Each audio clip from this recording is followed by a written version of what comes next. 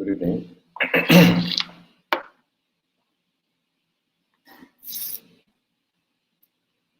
All right. So good evening, everyone, and welcome to this session.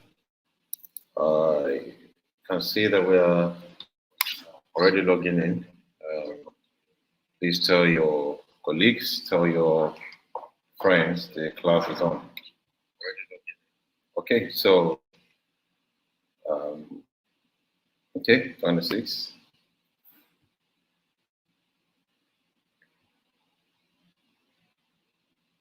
All right. So I want to believe weekend.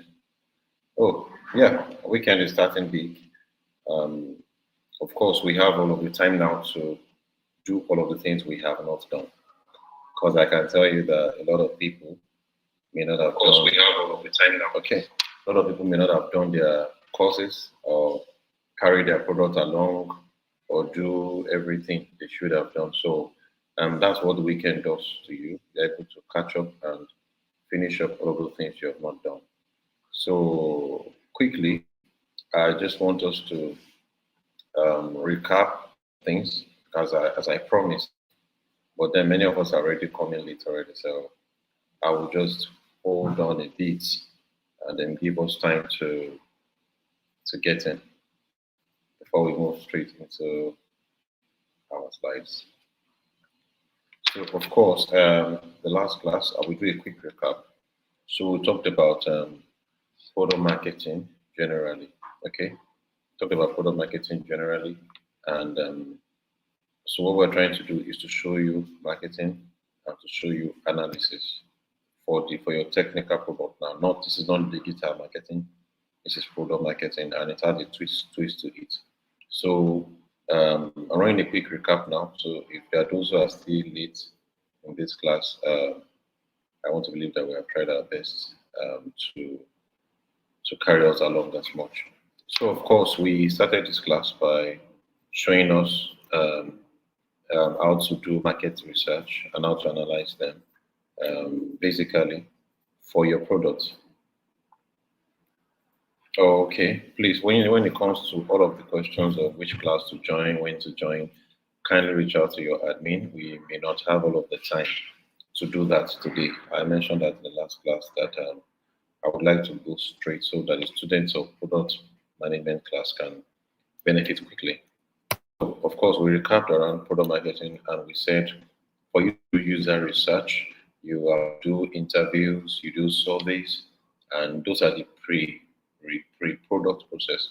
Your interview takes two process and surveys. Number one, you can do empathy mapping. Your empathy mapping is a one-on-one conversation you have with you.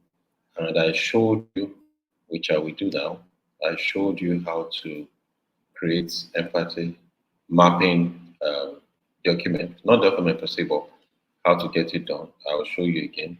I just want to ensure that I justified myself by coming with some of the things I said I was going to do. Okay, so I know we talked about it last time. I will show you again. We went through a couple of slides to teach that, and I told you that you are going to start with having an objective first. So for you to create an mapping, you need to have a goal of a mapping. Have a goal. Bedroom business cannot be a product. It has to be a technical product. So of course we told you to have a goal of empathy mapping, and that's not the goal of your product. Your goal is to understand people's pain points that your product to solve. That's what the goal of the empathy mapping is. You will do that to understand people's pain points. All right, moving on. We talked about asking interview questions, get the key activities they do. When you're talking to your users, get their key activities, get their behavior statements, what they do every day, write it down, get their pain points, get their need statement, and from there you can get their problem statement. And it's when you get their problem statement that you have a product. Thank you. So moving on, we still continued in that same class, and we went on to talk about how to gather this data, for interviews. You are going to do surveys, So you said you can use Google Form to create your questions and send them out. And we showed you what that means, okay? We showed you what that means. We showed you how to achieve that. I want to believe that was done. So as much as possible, um, we advise that you use Google Form because it's free and it lasts. Most people tend to use all other platforms. And what happens to you when you do that is that you lose out on data. Some of them limit the number of responses you can get. Some of them limit it for after some times you don't have access again. So we showed you all of that. We talked about how to get your target audience. You can put your target audience by gender, by demography, which is age, gender, location, education. You can also do by psychographics, values, beliefs, interests, lifestyle, personality, or behaviors, and all of that. So I'm just doing that again. Then, of course, we talked about how to analyze whatever data you've gotten. Do your data analysis, do the report writing, do the recommendations. And we did all of that. Then, of course, that's been our journey from day one, and is to entirely show you that product management is not just project management or just managing tech projects. You have to ensure your products can sell in the market. And how to ensure your products can sell in the market, we gave a strong language. We said if your product does not start from the market, it cannot go to the market. So this is the essence of this class is showing you how your product starts in the market. And we said a lot of times people build products that will not yield because they build products without getting those pain points, without knowing what people want, without knowing what people require. Just go and build something because of their own passion, and they're not going to fit it on the market. No, you build something that the market needs, the market will use it. All right, moving on now. And the last class, of course, these documents, let me show you. We're running through, please, is my screen up? Admin, I need my screen up.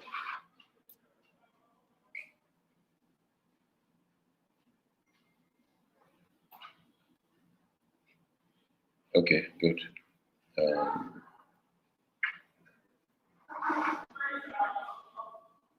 okay, thank you. So, of course, let me move on. So, there are things we're trying to do here. We said the marketing analysis has a framework and it's simple. We're working through three things. Number one, three C's marketing opportunity analysis. And from our last class, we mentioned we upgraded to four C's. So we upgraded to four C's. How many of us can remember the four C's? I'm waiting. There's no price to this. Just tell me already if you know it. So we upgraded to four C's. I believe that some of us should know them by now. There were three C's, but we ended with four C's. Who can mention the fourth one? I'm waiting. Okay, collaboration, divine, bless you. So collaboration is it correct? And we said most of the things that when you do your SWOT analysis, when you do your weakness, or all your weakness, don't spend time working on your weakness as much. Strengthen your strength and then outsource your weakness. Outsource means collaborate. Wherever you know that you're weak, collaborate to find strength. Okay, that's the best way to build. I want to ask a quick question on our products. Many of us must have found our weaknesses. So just type the weakness of you think you may have by entering that industry, and the collaborators you have noticed that if I partner with this person, I'll be fine. God bless you. I will look at I'm sorry if I messed it up for competition, collaboration, company, customer. That's perfect. So, like I said, note something in your product, your weakness, the opportunity you think you can look at. The partnership you can have to make your product better. I'm waiting. I'm waiting. Okay, yes. So I just want to see how many of us have found that. So this entire stuff is based on um, um, three C's marketing opportunities, which we have run through your customers, your competition, your company, and collaboration. Then from there, starting from today, we'll finish up customer strategy at the four P's. So customer strategy, you're looking at segmentation, targeting, and positioning. And then the 4Ps, you're looking at product, place, promotion, and price. I want you to take this class seriously because product management is literally as good as you being a CEO. Do you understand? It's good as you being the CEO of a company. And most times, the only class in product management that will equip you for that CEO role is this class. That some people are called growth product managers. For you to be a growth product manager, you must be very strong in marketing because your job is to see how the products will grow. And part of your job is to be able to study the public, okay, and know what they are missing, and then know what they want, and know how to update your product to fix it.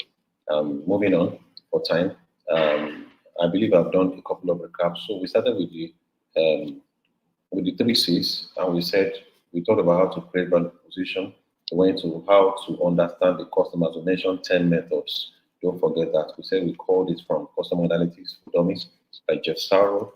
Then we talked to doing SWOT analysis to understanding your companies. You will know your strength, weakness, opportunities, and threats. From there, we went to the Porter's 5 forces. Okay. Of course, we now went to creating a value position. We taught all of this extensively. Okay. Um, just a minute. So we taught all of this extensively, and I want you to not miss out on many of these things, please. Always attempt to be a part of this because it's the best way to ensure that you make the best from this class and you're not just in the class for being in the class. So um, I want you to have a clear understanding of everything we're doing. So I'm capping because I know that some of us have been in classes and I don't want you to be lost today. Please bring up my slides. I'm sharing through another. Yes, please just check. I've added it to the studio. Thank you. So, of course, so the 3 C's, the customer strategy, and the 4 P's. That's what it's about. So, customers, competition, company. So we mentioned the 3 C's, and we told you how to create value proposition, and we told people to define value proposition, which they all did. So I'm going to do all of this recap till 7:30. Whenever I get by 7:30, I move into the new class. But I'm sure I'll finish up. So of course, we said value proposition is the reason why customers should believe in your product. The value you're providing to people, that's your value proposition. So of course, we went to we move on to understanding the 10 ways to understand your customer needs. Okay, how do you understand your customer? Because why? We are talking 3 C's, which is now 4 C's. Your customer is one of them. So we started with the customers. We mentioned the 10 ways to manage them, 10 ways to understand them, and we showed you. Now, in case you don't understand, we're only keeping things simple. If I want to stay on these 10 ways alone, we're going to stay a whole day. So we talked about customer process, we talked about follow me home research. We talked about all of these things. So try your best to be a part of this, okay? Okay, and if you have missed, you know that you have missed. We talked about your SWOT analysis, which are 4: your strengths, your weakness, your opportunities, your threats, and we extensively time on this, okay? And we said we used to have a slogan. Please, I will repeat it again. For you to be a part of this class, one thing: find a problem. Look for how tech can solve that problem. Okay. By the time you find how tech can solve it, propose a product. Let that product be with you throughout this class. And we used the slogan, we said, carry your product along. And some of us in the last class have won a few things that have not gotten to you. Please reach out to your administrative team, I believe. Just send them their account numbers and then you'll get them and then we ensure that it's done today. Okay. I want to ensure I do that after this class. So please help me to help you. I know there are 2 of you. There's Cedar, then I know the other person's name. Just a minute. I had a name and I don't want to miss out on your name. I know I had the names. Okay, there's Nkechi Kanabali. Yes, and Cedar Empire. Please reach out to your admin team just with your account details. That's all. And then we'll take it from there. Okay, moving on. Of course, we say strength, weaknesses, opportunities, and threats. So carry your product along. Don't just leave your product in your jotter. as you're taking each of this lesson, be translating those teachings to your product. That's the way you learn, okay? And you will hear everyone say throughout this class. Somebody said give away. I'm giving away knowledge already, don't you think, Christine? Alrighty. So we must ensure that we do that throughout this class, throughout the 12 weeks of the product. So strength is simple. What business processes are successful, and a lot of other things. I don't want to take time on this. We've done that before. It's almost 7:13. So know all of this for. One of your weaknesses that you get collaborators. Some people said funding. Some people said you may not have a technical team. If you do your search very well, there are companies that will develop for you. You just need to give them equity. Something said, as you're doing your equity, be very careful. Don't share it finish. And when somebody who has big money comes, you don't have anything to give them again. And you're stranded. So the best way to save is sometimes when you are in business, take the larger part of the share, okay? Take the larger part of the share. I want us to spend less time asking questions, spend more time listening. When you're asking questions, let it be related to the product. A lot of us keep asking about the LMS, a lot of other things. Let's just stay with what we already have, because you would have missed a lot if you're looking forward to the LMS before you get serious. Do you understand? Moving on. So opportunities, weaknesses, and threats. If you know your weakness, and we said, so I was saying something, and I said the best way to protect yourself in business, hold the larger share. If your company is 100%, maybe 100% share, hold like 60 and be share 40. And that's because if in future people decide to merge, and if, let's say you hold 20 and you share 20 to 4 people, 4 of them can meet later and sell to one person. Person will have 80 and you will have 20, meaning you are no longer the owner of the company. Someone else is now the new owner. So the best way is to hold a larger share so that even if every other person sells off, you are still protected. Moving on. We talked about Porter's 5 forces. I wouldn't go there today. Of course, that's how you understand your competitors. Because now we've gone to competitors and then we talk about creating a value proposition. And we said something here. We said, don't assume you are on C. A lot of people will think they're getting it right on company, on competitor, and on a customer. No, don't assume you're on C. You may be on G, you may be on E, you may be on F. And we said, in fact, you may be close to that logo, ladies in tech. But work your way to C. It takes time, but you'll get there. Moving on, we also moved on to value proposition, how to create it, the framework. And we tell you that we now have 4 C's where collaborators have joined. And then we moved on to tell you the value propositions of this company. So most of these companies, of course, why they are standing and they are businesses that you think, you know, B&B, Airbnb, Uber, Apple, BBC, they have a value proposition in their mind. BBC, they want to inform, they want to educate, they want to entertain. So that informs what they do. They come up, they give you news to inform you, education, they give you documentaries and all of that. Entertainment, they do. I know the first time I saw there is this concert. It was a BBC sponsored concert. So you must have your value proposition will determine the things you do. You know, Apple believe that our products are the best among rivals. That's all they want to believe. So the first rival Apple sees is themselves. So Apple release a version every year because they're competing against themselves. So whatever they must add, they will have to add. Even if it's just one extra camera, they will add it. But another version must come out next year.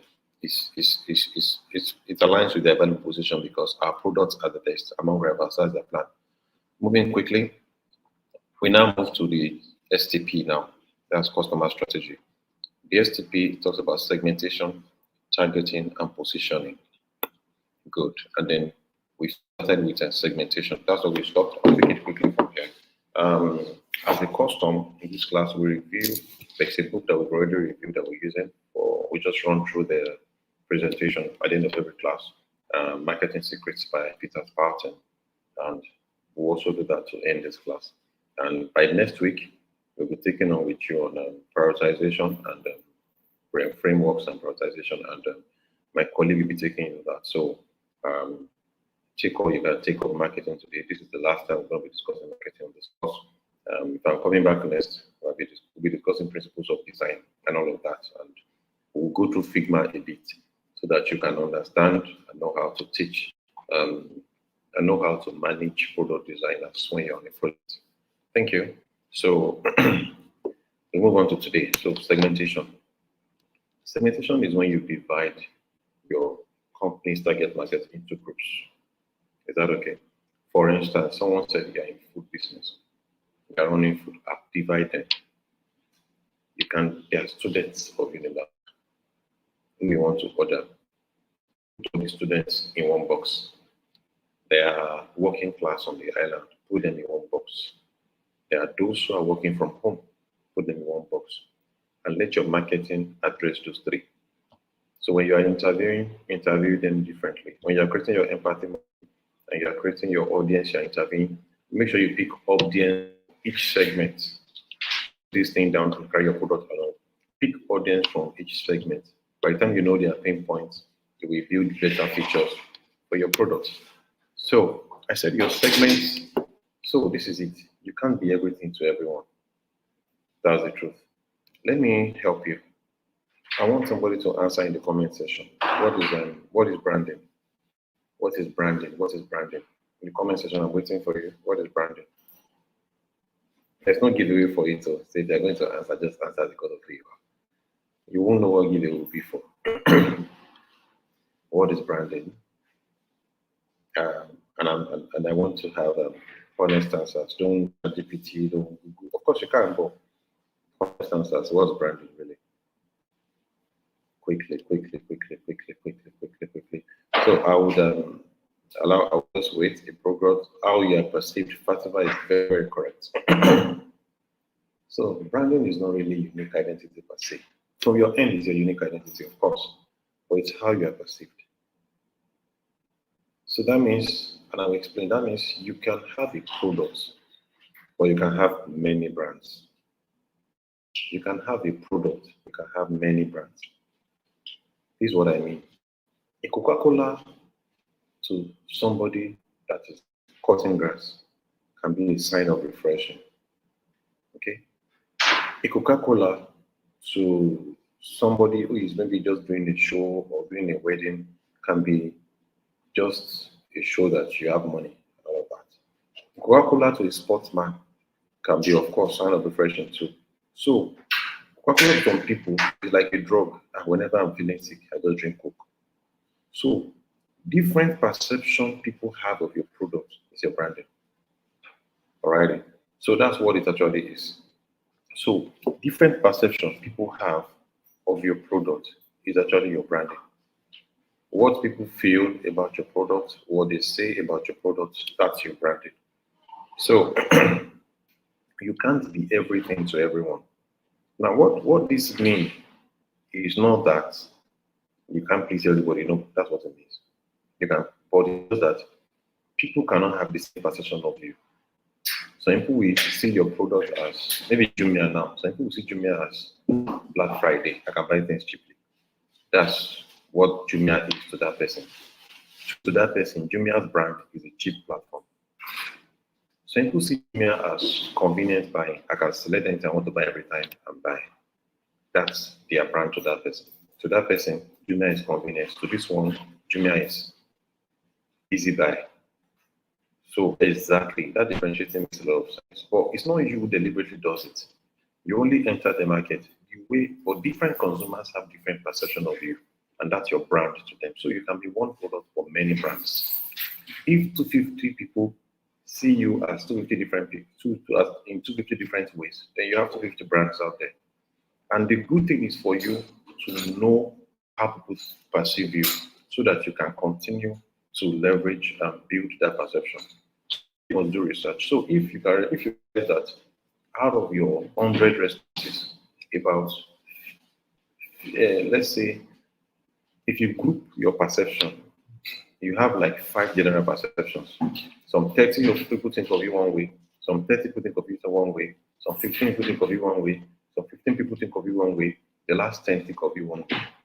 All of those are called perception, and you must segment according to your brand perception. Segment according to how they are seeing. Segment according to how each of those part of the market is seeing you. Do you understand? So you are not. So let's now go into my slide. People have different needs. Young families might have different motoring needs to other couples or single people. Again, people are demographically different. Okay? Gender, race, geography. People are demographically different. Again, people behave in different ways.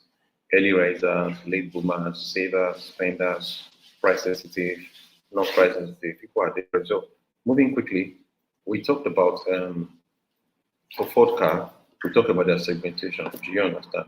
Some people, what they're looking for is just commute. Do you understand? Um, Price sensitive, and they're looking at, you know, they're just looking for something that can be a Chevrolet. Don't mind the picture that was there. So when you look at different products in the market, they appeal to different people. That's why you see some of these rich people buying 20 cars. You really don't understand. At different seasons of their life, they felt different. And there is a car that needs to meet up with that feeling. It may be that they are just feeling young. Maybe all they had were SUVs, big SUVs, but today they are feeling young. Maybe they are even chasing a younger lady, all these Dubai princes, and they just wanted something to feed that. They just go and buy a Porsche. So you know what your product gives out there. For instance, now when you hear Rolls Royce in Nigeria, what comes to your mind? You're thinking class, you're thinking luxury. It's not just money, but there is a class assigned to Rolls Royce, such that there are cars that may be more expensive that somebody will not even that even if someone is driving, it won't really speak like when you come in with that. Do you understand? Meanwhile, if you are like you won't see a footballer per se, all these footballers, you won't see them drive Rolls Royce to stadium, all of that. Whenever they are coming, they always like to come in all of those sporty looking cars. So you need to understand how people perceive. Same with, let me not waste my time here. Oh, okay, let me stay a bit on it. For instance, there is Uber. So that's what makes cars do different kind of things. So Uber wants to do Uber cars, and then they do Uber X. Uber X is affordable, you understand. Every day they do Uber Black SUV.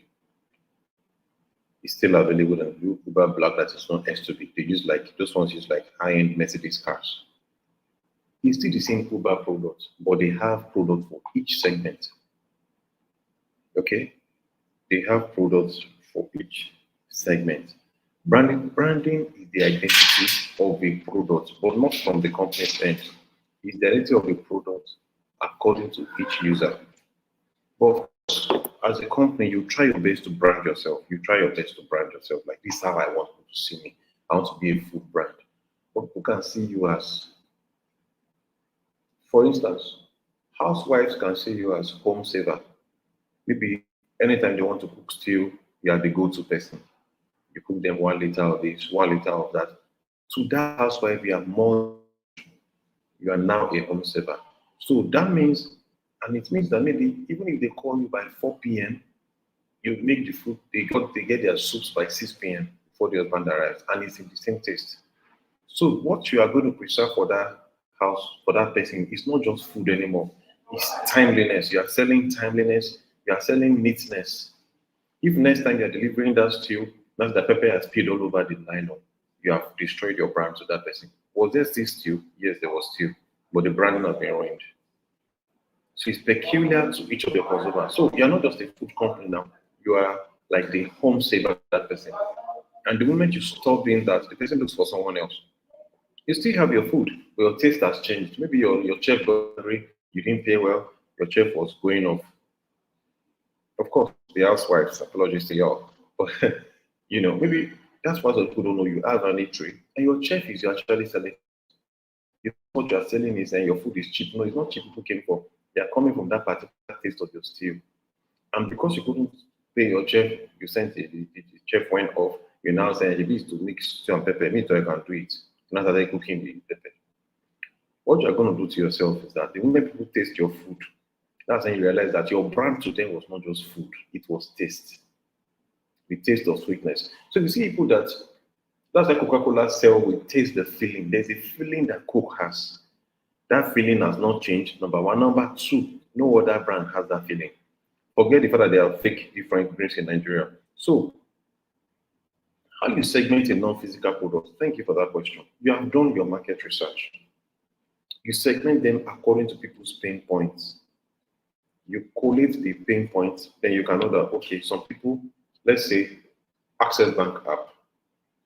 Some people, the only reason why they go to that app is because they want to do recharge card. I hope you know. Some people, it's because they transfer. Some people don't use it, they only use their ATM to transfer. So the reason why they go to that app, okay, let me show you. When GT Bank released their stocks, GT Bank put their stocks on their bank account. And you put it on their app, you can easily buy GT stocks from your app. When Access Bank released their stocks, it was available on their app. But the number of approvals you have to do to buy that stock was nonsense.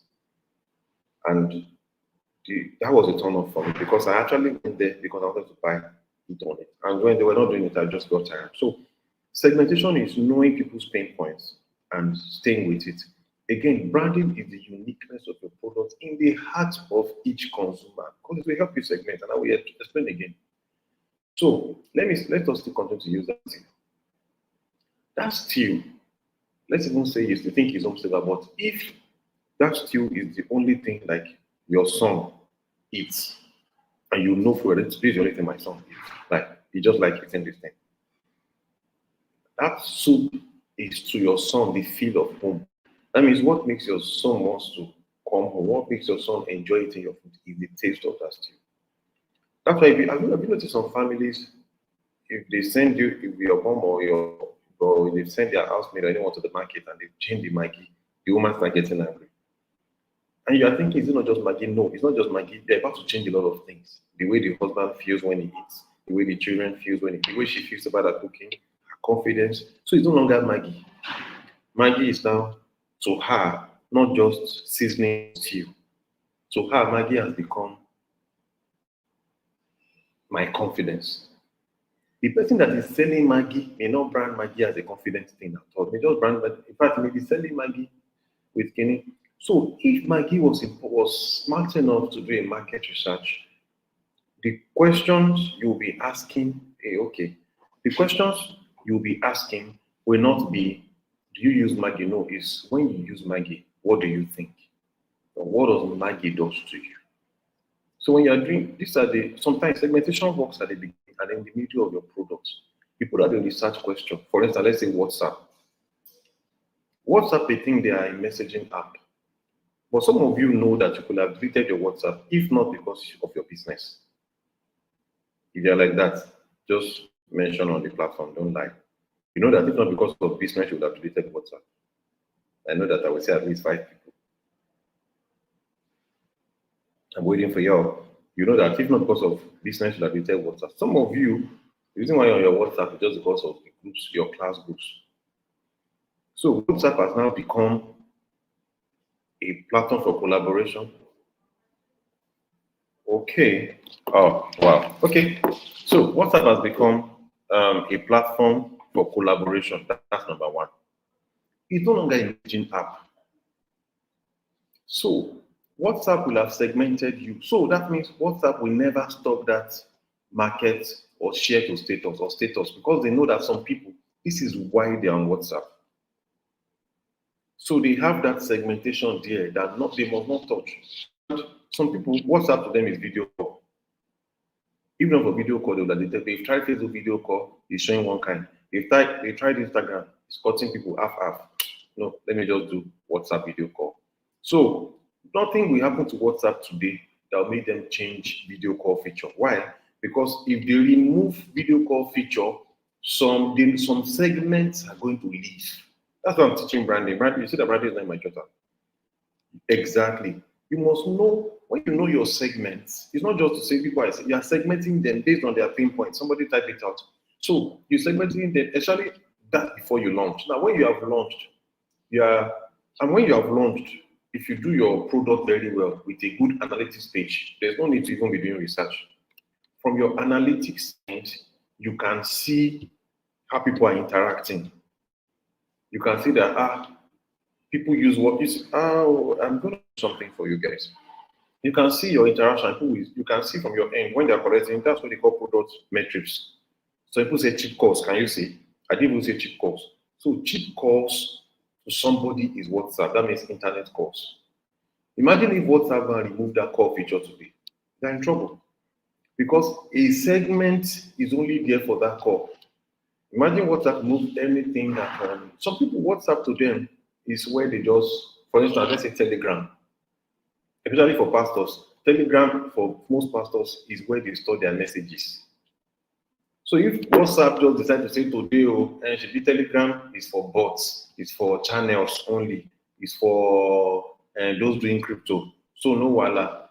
Instead of WhatsApp, not store anybody's message again. So any message on WhatsApp, all thing, everything stored on WhatsApp, it will go off in next 24 hours.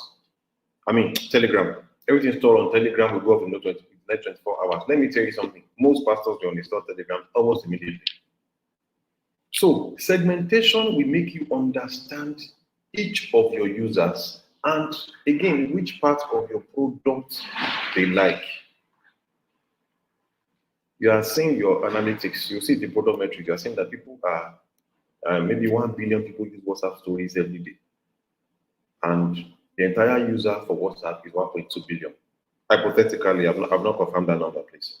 So let's say everybody that use WhatsApp daily, your daily active users, 1.4 billion.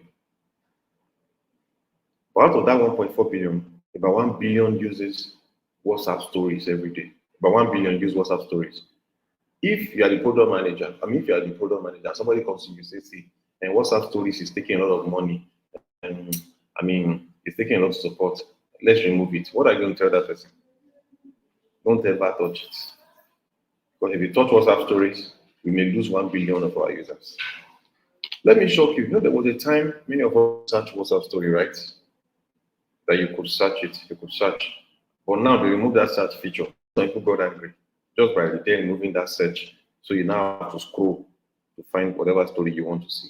And you might be shocked that by the time they are doing some updates, they may remove it. That somebody said, don't go there. So it helps you know your customers. Don't forget what we are learning. We are learning. Let me take you back there. We're learning customer strategy. So this is core strategy. This is where product person is. You are a strategic person. So you're learning customer strategy. So let's move on. So I'm here. So when you have now done your segmentation, you can now start with targeting. Now these things, and let me be sincere with you. When you get to the field, when you reach work, you will forget all of this English. When work gets to work, you forget all of this English, okay? And then you will now get really practical. You will know that you may not say, okay, I've segmented them now, but you just already have an idea of, from this my search, I have some customers that wanted to be able to transfer. Somebody has a waste management product. You can say, okay, I have some customers that want to transfer, I want to be able to pay for wastes. That's all. Some people just want to be able to pay easily. That's why they're using that payment app. So that when they dispose their waste, and some people want to be able to aggregate their pay. So that if I pay 30K at the beginning of the year, nobody disturbing me. They are going to carry their waste all through the year without stress. That's what some people want. But some people want to be able to be paid for their waste. So that means they can weigh their waste, they can recycle. So you have to know, and you know that, okay, that means I need some features that should be able to measure weight of waste and that to link to recycling company that can buy. That means I need some feature to bring recycling companies so that they can easily buy waste easily from people. You understand? So you start having, so those segmentations are those things that form the feature of your product. Imagine you have segmented them, you have formed these features. In fact, that's what you will now start. When you are selling, that will be your point. So how do you decide who to target? You're using the MADS framework, MAADS, MADS framework. Exactly. Thank you. I like what you did there, Chigozie Benedicta. He says, I think what Chowdek is doing with the Chicken Republic promo is as a result of segmentation, kind of course. Okay, look at InDrive. Let's take InDrive as a case study. InDrive is a physical product. You know, InDrive sells on cheap products, right? That you can, boats you cannot have go. You enter boat, you pay. Whatever boat says, what you pay. There's no haggling. So InDrive came with the idea that okay, you can argue the price, you can negotiate.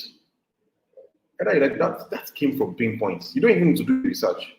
If 5 people took boats around you, you will hear that problem. I can't negotiate, so they take InDrive. Now, InDrive can negotiate, but then people are not really responding. You can see the way they're now trying to, okay, let's get attention. Then they're not body so Rolls Royce and celebrity. And you can see that now InDrive is everywhere. Now, if InDrive is smart now, they can now start selling and that's why you can see that the Rolls Royce is free. So what InDrive is telling you is you can take that luxury you're looking for in boats, but for less. That's all. You can take that luxury for less. So answering everybody's pain point. It now means that if you want to take a ride next time, you want to even see, let me even see this InDrive. Maybe you have checked boats. Boats 15,000. Let me try InDrive. 14,000. You negotiate. You say, oh, I can do 11,000. Before you know it, boat has lost one customer. They may not know. And by that one customer, listen to me now. Listen to me. This is where product is work. That one customer that boat has lost, InDrive will gain it. Abi? That's not where there's no there's audio. Maybe you should restart your phone. I can people are responding to me, which means they have audio. Okay, now let me explain to you. Both lost a customer, right? But you are gaining that customer in InDrive. But that's not the issue. Somebody's going to uninstall both app, or somebody's going to download InDrive app. Even if they don't uninstall, they're just using both app to just check price. Right? They'll be using both app to check price and be using InDrive. Of course, we talked about brand loyalty. There is loyalty. People are loyal, of course. They know what they want, and but most times people will leave at some point. Okay, and they need to throw more light and clarify them. Exactly. So you are the ones to see. Customers are easy to convince. But I don't want to go into all of that business, all of that. So let's stay. The full meaning of math is on my screen, divine, but that's fine. So what I want to say to you is, as a product manager in both, somebody will be blaming you. Wait, truly, people have not uninstalled both, but the daily active orders we have seen from both is no longer there. So as a product manager, you must know when a business decision will affect your own application. So that before people start blaming you that you are not a good product manager, you can tell them that, okay, this business model we're running cannot sell. I was when I was still doing active digital marketing, it was this Tinubu's government anyways. And somebody was selling a particular investment for $1,000 before you can do. He did ads, he did everything, no sales. And I said, okay, in Tinubu's economy, this is $1,000. Me and you will not do it again. Until we learn how to change the model. And of course, so let's move on to our match framework. That's how you know who to target. Let's go deeper into it. So therefore, your segment must be measurable. Can we estimate the size of the segment or the size of the market in each segment? You can measure it. Are they accessible? Is there a way to reach this segment? Actionable. That means, can we create a marketing mix to act on the segment strategy and communicate? For instance, let's say you are doing, I'm going somewhere. You are creating a dating app. Are you there? You're creating a dating app. And somebody says, some people will not download it. Some pastors have said, if you download the app to look for wife, that means you're not following God's will. If you're looking for people on app, that means you're not following God's will. The question is, how do I measure these people? How do I measure them? How do I know them? Do you understand? How do I know who they are? If they are not, they can be in any age range. If I say is this particular age, it could be an adult, it could be a young person. If I say people that attend this church, what if you understand? It's not everyone that the pastor preached to that will gain, that will benefit, that will actually believe in that message. Okay. A channel into school already in existence. Sorry, I'm trying to understand your question, Jane. You could ask again, or if someone else understands, you can just recraft. Map, or can all this like customer strategy, segmentation, and targeting be channeled into school that are already in existence? Oh, I'm trying to get what you mean. Are you saying can they teach it in school? Yes, if you do MBA courses, you will see them. So moving on, actionable. So that kind of segmentation is no segmentation. And maybe you want to segment your product. Okay, for those who pastors are saying, if you pick dating online, you are not following God's way. And what kind of features? Don't waste your time on that kind of thing. So you must follow the mass framework. Can you estimate the size? That's why you must do research. You must analyze it. See, it's not hard at all. The Google form you did, when you see the responses, in fact, you can copy all your responses and you can always see the pattern. Okay, these 15 people are saying this kind of thing. These 20 people are saying this kind of thing. They won't use the same words for it. They won't use the same phrase, but they're saying the same thing. You get the idea. So are they accessible? Can you reach them? Okay, your researchers, okay. Okay. I think these people that talk like this, many of them are in Lagos. Okay, I understand now. That means by the time you launch your app, let's say for instance, WhatsApp status, maybe you realize that people that really enjoy to use WhatsApp for business are Africans. That means if WhatsApp is doing ads, the television commercial they will create, the graphic designs they will do, talking about WhatsApp, that thing will focus more on the business part of on that WhatsApp. So you are looking for business people. Maybe one mama in the market say, auntie, how your business they go? Now this WhatsApp, all my customers they see my market easily. That's not the only thing WhatsApp does.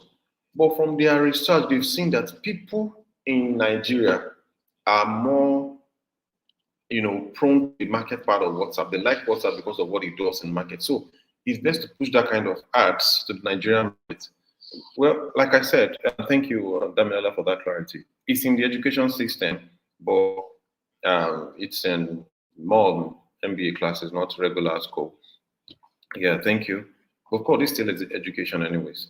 So, what accessible makes you do is when you can measure them and you can access them, you can action on them. And see what I said under actionable. I said, can we create a marketing mix to act on the segmentation strategy and communicate? This is very important. If you cannot create a marketing mix, they are not actionable. All of this English is because you're learning it from the first time. When you have practiced this thing, you may not even know what this. You may have forgotten math framework in the next 5 years. But your philosophy, your naturalness, this is what you will do. Do you understand? It will have become a part of you. Do you understand now? Moving on. Differentiable is like the way they taught ABCD in school, and you were trying to cram it in nursery 1, nursery 2. Now you just write anyhow without having to think that you were writing A. How many of you have written your name and you were conscious that that's letter E I just wrote to, that's letter K. You will have forgotten all of those principles, but now it makes sense. You are using verbs, you're using adjectives, you're using words, and you're not trying to so that's the verb I must say there. That's because you've learned that thing. There was a time where you were answering questions on which of these is a verb or a noun, and you were still missing it. Now it's part of you, and you didn't even cram that I was saying verb. Okay, so I'm saying this because when this thing becomes a part of you, you may not even know you're using maths framework.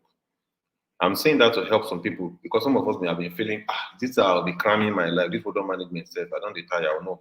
Don't worry. By 1 or 2 years, you are so used to it that you don't even know when you have used so many framework. Okay, so separate yourself. Differentiable. Will the segment respond differently to different marketing stimuli?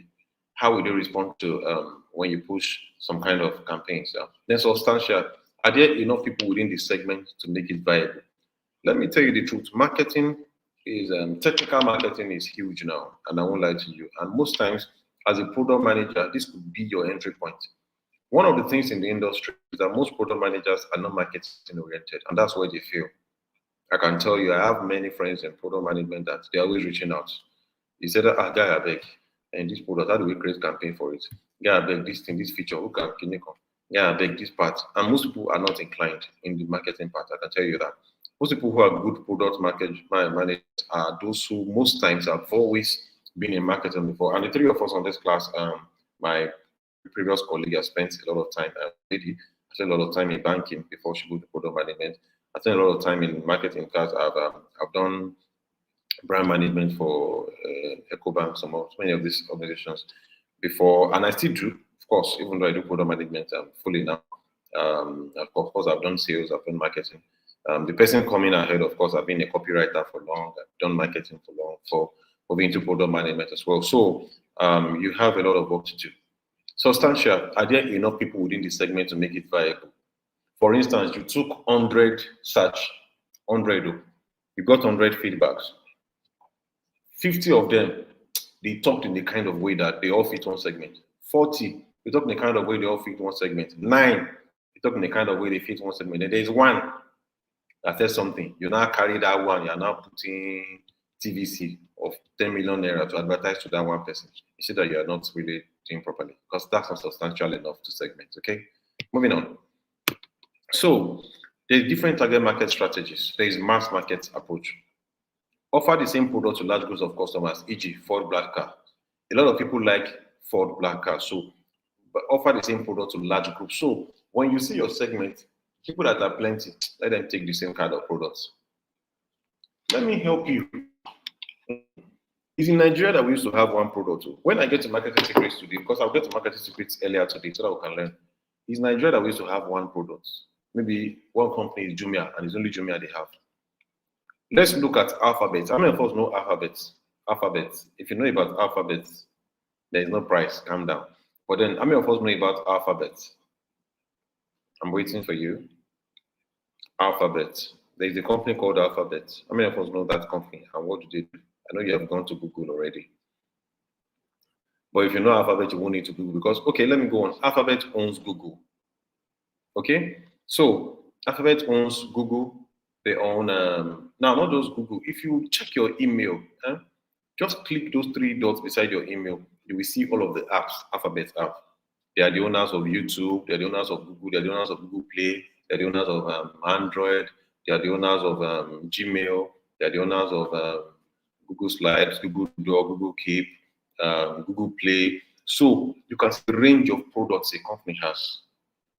Do you understand? A range of products. They just have them. So it's we that we have one product. So what many of us do is that we have one product and we're not trying to add features to it to please that customers. What some powerful companies do is that when they notice a customer, they can bring out that feature and put it on the entire product directly. Like look at Meta. Meta owns Facebook, they own Instagram, they own WhatsApp, then they own Thread. So different customers. If you're the type that like WhatsApp, you are still working for Meta. If you are the older person, I like Facebook, you are still in Meta company. The another, I like Instagram. Sometimes you're working in a company, you realize that this particular target audience, they say the same thing, but even in the same thing, the features are a bit different. So we can push a new product to them. Do you understand? So be very rich in strategy. That's what I'm showing you. So mass market approach. You can have some product that you can push to large customers. Then differentiated approach. Cater to different groups. Then niche approach. Divide into several small segments and design a separate mix for each. So of course, so always work your marketing niche intelligently. Don't stress. For instance, let's say you are doing. Let me give this example. There's an event in Ibadan for tomorrow marketing, and it was simple. When we're pushing, okay, don't worry. And your life is better. Instagram, Facebook, LinkedIn, they have marketing, they have ads platforms that is differentiated. You can select your audience. I'm targeting to Lagos. Even in that Lagos Island, only 16 to 35. That 16 to 35, only male. That male, if you're on LinkedIn, now this one is only for LinkedIn. If you're on LinkedIn, that male, you can even put only those working in banks. You now click sponsor. What that will do for you, it may not get you many likes and comments, but if your average application, if your average push goes to, let's say somebody did it anyhow, good, and you just click just sponsor, and it sponsors to 1 million people. And out of that 1 million people, 900,000 says it. That person might see just 500 clicks.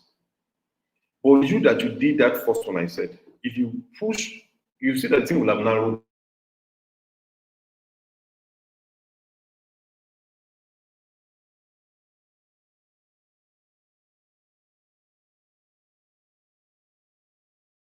Is it not the same 50,000 now? 10 million. The other guy that did it for me, 50,000, I was only seeing 30,000 people. He doesn't know his work. It's you that don't know your work. That saw 10 million people did not target. He just poured it in the air. So that means in that 10 million, some people may be in Ibadan, some people may be in Lagos, some people may be in China, some people may be in Kuwait, some people may be 100 years old, some people may be 5 years old, some people may be 2 years, some people may be 60. No targeting. Some people are males, some people are females, some people are hermaphrodites, some people are LGBTQ. I mean, as much as it can be. But person that saw 30,000, you can rest assured that everyone he has sent it to are probably on the island. And they are probably females only. And are probably just between 16 and 35. So truncate that number. That's nature approach. Truncate, truncate, truncate. You find you reach the minutest. For such person that has truncated the search, if he push that up to 30,000, I can tell you that about 2,000 people may interact. In fact, and out of that 2,000 people, about at least 400 can take decision, active decision, because you can rest assured that you have reached to those that actually have need for it. We're almost close to us having a break, so let me move quickly. Building customer personas. Yes, this is where we have work to do. So there's something called personas, buyer personas. They are fictional. They are fictional representation of your ideal customer. I will show us something. I will show us something. I did it before. I will show us from there. I will also show us from here. Let's move forward. Let's not waste time. So now look at this. You must learn to build customer personas. I will explain customer personas to you from another slide. Just give me a minute. Just give me a minute. So customer personas in your mind, your work has not ended. You're not targeting. When you have thought of all of this, the last place to now finish your work is to create personas. And it's simple. What you do is you look for an hypothetical case. Okay? You look for an hypothetical case, hypothetical because it's not real, but you create it in your mind. I want to take you back into a product I'm working on, and I will show you the persona. Just a minute. That's what I will show you before we go on our break. Okay. Let me see. Okay. Then after that, when we come back, we start on positioning, and we'll really fast after then. Okay. So please, get ready. Let's do the customer personas quickly. Quickly. It won't take time. Okay, so I've shown you this product before. For many of us who were not in the last class, this is the second time I'm doing that. I believe you can see my screen now. So I discussed on the product vision, showing you how to do you will do this thing for your product, so all of you. This particular document you must do it for your product. Go and look for a graphic designer friend, create a logo for your product, create a name, all those driving app for marketing, app for business that I'm saying. I don't want to say all of that. I want a proper name. I want the logo. I want colors. I want all of that. Okay. Somebody said we are not seeing. Okay. Please, admin, can you please bring up my screen? I want to be sure. I'm sharing a different screen now, not from that page we were sharing earlier. Thank you. Please, can you see now? I can see from my end. I want to be sure. Okay, I believe you can see now. Thank you, admin. Great one. All right, so you must have this particular thing for your product. You must have your logo, your name, your color. Don't come and write English. So carry your product along from the scratch. You have your name, then you have your vision. I did that. You have your problem statement. The problem statement is going to come from the market. Is going to go into the from the market. Is going to go to your product. Today come from two things. For those who are in class, your empathy mapping and your landing page. Okay, we'll get there. Your product will have a lot. Trust me, right? This is very low to what you will do. So that's why I said carry your product along, because that time we will not hear any that you must have your results, no explanations, no shalaye. So you must create your empathy mapping, and you must do your market research. You must create your Google form, questions that answer people's pain points. Your responses will create your problem statement. Okay, your problem statement. And how did I arrive here? I will show you. I've done. See, I created my own questions. I asked them questions, they gave me answers. From the answers, I created sheets. I created them slides. And my slides, I was able to show that 90% are within 18 to 34 years. So I know that I'm targeting young people who are within this age range. I know that 80% are willing to have a mentor in business. I know that 86% are willing to have control of this. So let me not waste my time on it today. But from here, of course, I was able to create my product vision. I mean, my problem statement. So I now created a persona. From all of that, now look at this. This is what a persona should look like when you are creating your own. Your user persona, you will have Fatima, do you want to join in? Is it that it's not showing or it's not it's tiny? Let me know what your issue is so I can look for how to solve it. You should go on a break now. So, but let me just rush this persona. Your persona must look like this, at least. Okay, Rayton. I will still open another slide on our way back where you will see different personas. I think I did close to 2, 3, 4 there. So this is Adebayo Isa. I want to do this product for tech people or companies. Okay, this product is actually for founders. I won't say much on that. So that just for founders who wants to prosper in business and all of that. So I created a particular person. This person does not exist. I just got a picture online. Adebayo Isa, intending entrepreneur in the tech space, looking for a platform that can allow him learn from these tech firms. So what you are doing with persona is you build an idea of somebody that is using your app, somebody that wants your app. So you create that idea from your research. That's what they call user persona, buyer persona, customer persona. It's used in different fields. So when you have that persona, as you're building, it can make you conscious, okay, this is the kind of person using my product, and this is how I must build. So the age is 24. Why do I pick 24? My research shows that they are between 18 to 34. Do you understand? So don't think they're just things I wrote from my head. They came from research. UI UX designer is a single person, last child, and a archetype is an explorer. So it's someone that likes to explore new things. So it's be good to create for that person. Personality is an introvert, is a deep thinker, motivated by growth, power, influence, fear. Where does he spend his time most online? Ever wondered how your favorite app came to online be? social. This is where we product managers shine.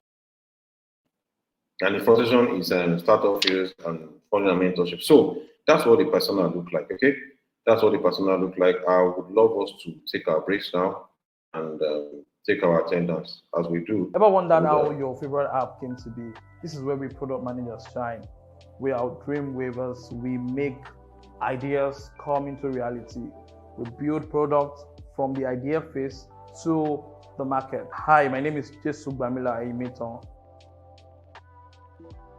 Imagine trying to solve a problem. Let's say you have a problem with getting an apartment to stay, and you know that a number of people would have that same problem. Now you want to solve that problem. You want to digitize that experience. So you want to build an app where you have someone bring their house to the platform while the other person can easily inspect the house on that same platform and place an order or rent the apartment without having to go through the stress of walking around the street. To build that, you need designers, you need engineers, right? You need marketers, but then someone has to lead the cost.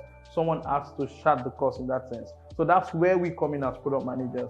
We are the one who would help you bring all of this idea into a viable product. As product managers, we understand the user need, we define the product strategy, we come up with all the requirements needed to deliver that product. And with us, you can be sure to have an awesome product that is actually solving a problem. So you might be wondering why product management? All right, it's just like you sitting at the front row of innovation. You are shaping the future. You're collaborating with brilliant minds to come about solutions that would solve the world's problem, right? And it has a huge career growth potential. You can be sure of the future. You can be sure that in the next 5, 10, 15 years, you still stand relevant, because the truth is you keep solving problems, and how you keep solving problems is by building products that actually meet the user needs. Ready to embark on your product management journey. Our course will equip you with the essential skills to succeed. You will learn about market research and user analysis, product strategy and roadmap creation, product development and launch, data analysis and metrics, agile methodology. This course is not just going to be about theory, it's going to be a means to get a practical experience. You'll be working on real life projects that is going to be beneficial to your career growth. Let's create amazing products together. Subscribe to this YouTube channel and follow us on all social media platforms.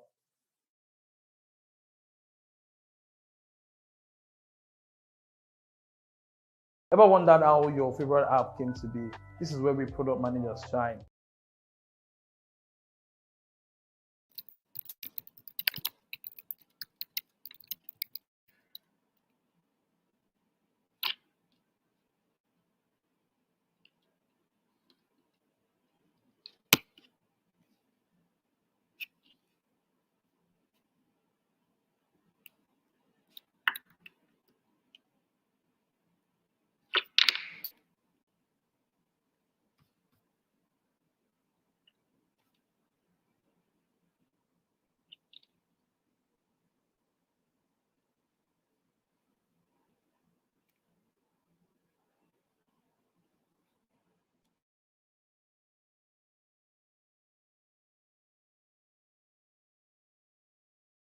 Ever wondered how your favorite app came to be?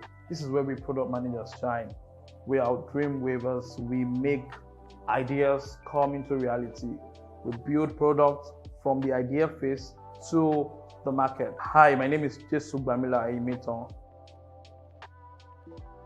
Imagine trying to solve a problem. Let's say you have a problem with getting an apartment to stay, and you know that a number of people would have that same problem. Now you want to solve that problem, you want to digitize that experience. So you want to build an app where you have someone bring their house to the platform while the other person can easily inspect the house on that same platform and place an order or rent the apartment without having to go through the stress of walking around the street. To build that, you need designers, you need engineers, right? You need marketers, but then someone has to lead the course.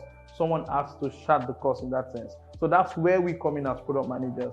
We are the one who would help you bring all of this idea into a viable product. As product managers, we understand the user need, we define the product strategy, we come up with all the requirements needed to deliver that product. And with us, you can be sure to have an awesome product that is actually solving a problem.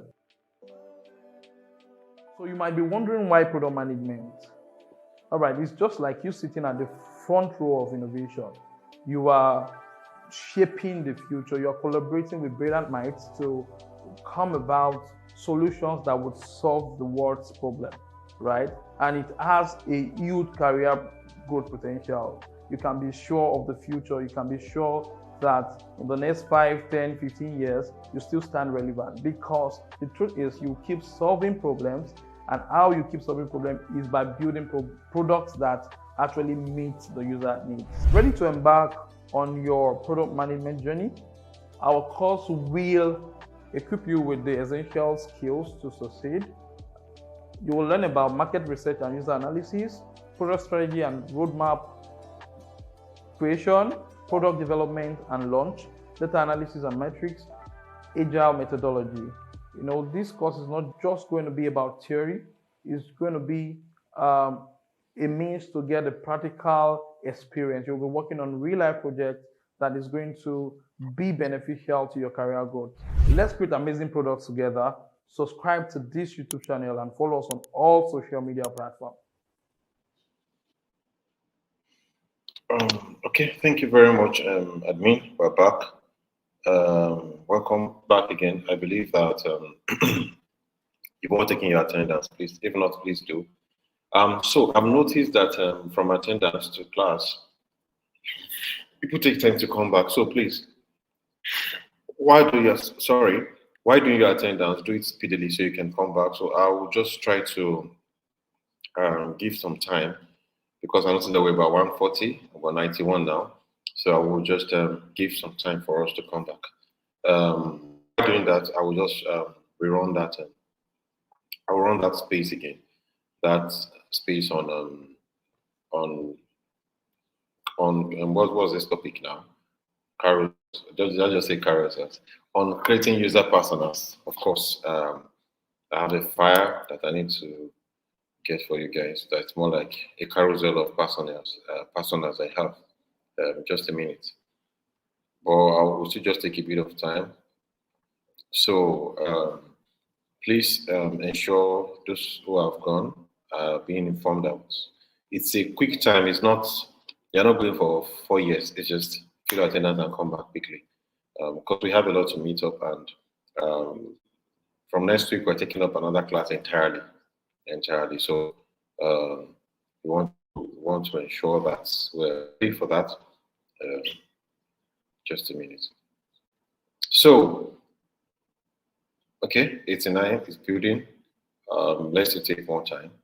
It's building out to take a bit of time to just store for some of us to be ready. I'm waiting.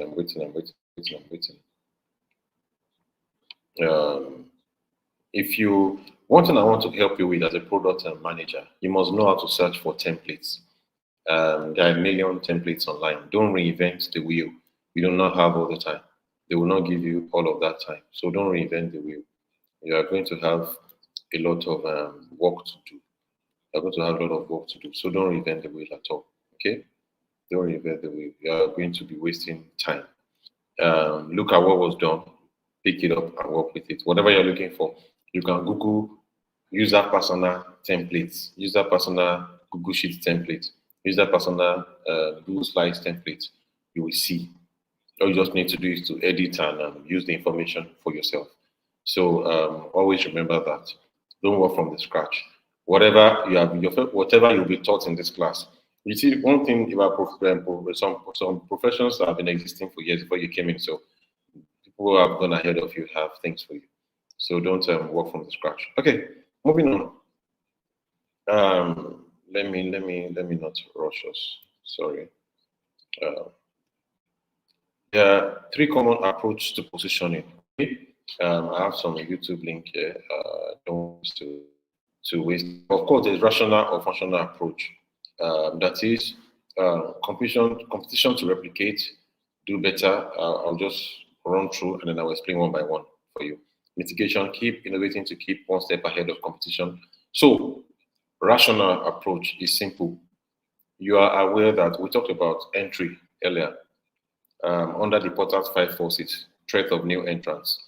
New entrants are going to come in. So the best way to position yourself is to be quick in your updating. Okay, always see yourself as your own competition because new entrants are going to come in, and you don't want them to meet you at your low place. Of course, emotional approach, that's a B&B. Deliver promise end to end. Okay, engineer process. You have said this is what you will do. Deliver. This emotional approach, and I will say it because not all products will be SaaS products. By SaaS, I mean SaaS. Not all products will be SaaS products. Not all products will be SaaS products. Some products will not be SaaS. They would be, maybe you're just working for a company that builds softwares and ship it. You can even be a SaaS company and somebody contacts you for a product and you're working on it. The best way to win those kind of people, the best way to position them is to have emotional approach, end to end. Whatever you said you will do it. And it's not just in the features alone. This is the implementation timeline, and with it, if anything is going to change, you communicate earlier. I'm saying that as a practice, not just in marketing. Of course, we're talking of Airbnb here, we're talking of Pampers, deliver end-to-end on promises. You know the way Airbnb works. Okay, if you get into Lekki, there is Airbnb an apartment. This is what they have. You want to get there and meet it that way. If it changes, you're in trouble. You advertise this Pampers is going to hold the child, and you are not going to see anything all night, and you wait for the child, and the money the bed is messed up. You've lost. So your positioning is that you meet with that. And culture, of course, positioning. You know Nike, you know the culture with sports, with stocks and all that. See, as much as possible, you have to be consistent with what you're doing. Either you're using your rational approach where you're just innovating to stay ahead, or rational where you're delivering your end-to-end to meet up with people's expectation of you, or cultural approach. Maybe you are known for, this is what this guy is known for. Culture is not just, I'm not saying locality now. I mean the mindset you've created, the should I call it your track record? No, not track record now, but your the feel you give in the market. That's what culture is. You know, it's the way of life of people. So the way of life you have flocked to, like Nike, sports, a lot of all of others, and that's why Nike is working with Michael Jordan, and they even have kicks mixed after him. So moving on, brand equity. I've mentioned this over time, but let me just rush this through because we have a long way to go. Brand equity, we have said it, we've done it earlier, and you guys have made a lot of sense. So the commercial value of a company derives from consumer perception. You know, that's what I was trying to say. It's not just what you build out. No, is both. You know, I'm trying to look for the word for it. How many of us did physics? There's this thing about centripetal and centrifugal forces. Okay, that's where branding comes in. Let me. So it starts with you. Okay, I found what I want, but I'm doing ads for them for free, but it's fine. Let's say you pick a bottle of Coke. Of course, they branded themselves red. They use a stylish font. So branding is not, somebody says the logo. It's not the logo. That's what I'm telling you. Is what everything, your business model, your staff, your office building, your software, the speed of download. It's your perception. It's not just your logo. It's everything you are. Everything there to do. So, like I said, it starts with you. Okay. Starts with you. It starts with you. You are the one that first of all creates it, that goes out, okay? Before people now push it back into you. Does that make sense? So it comes from you, it goes out, before people push it back into you. So you push it first to the people, and then the people will now respond to you. So we said the commercial value of a company derived from consumer perception of a brand name rather than from the product or service itself. Now, what brand now does is that at the mention of your name, what perception comes to mind? Does that make sense? So that's why I use the word centrifugal and centripetal. So you are the one, centrifugal are all these forces that flows from you to outside. Centrifugal energy that flows from outside, centripetal now from outside to inside. So what this does is that you create that first impression with your product by going to the market and all of that. But your brand equity is now a total summary of the general image you now have as it comes to you. So I should have done this well. As your brand equity is actually not your arrow going out. This is the first phase, you pushing it out, building features, giving a logo, colors, and all of that, whatever you do. But as it goes out to people, what you have done to yourself is you are trying to create a brand identity for yourself, by yourself. That is okay. But when it's coming back from the people, I've left your YouTube. When it's coming back from the people, that is what you now call branding itself. So six things make your brand equity: your brand image, your brand identity, your brand awareness, customer perception, brand loyalty, brand association. So brand image is not just logo. Everything you are is your image, including your identity, your awareness. So let's go more because okay, good. So when you want to achieve brand loyalty, you must go back to what we call the analysis we said earlier. Brand loyalty is simple. Is the easiest thing to do. When you have gotten people that resonate with you, why they resonate with you, which was I said earlier about branding. You know why they are with you. You know why they stay with you.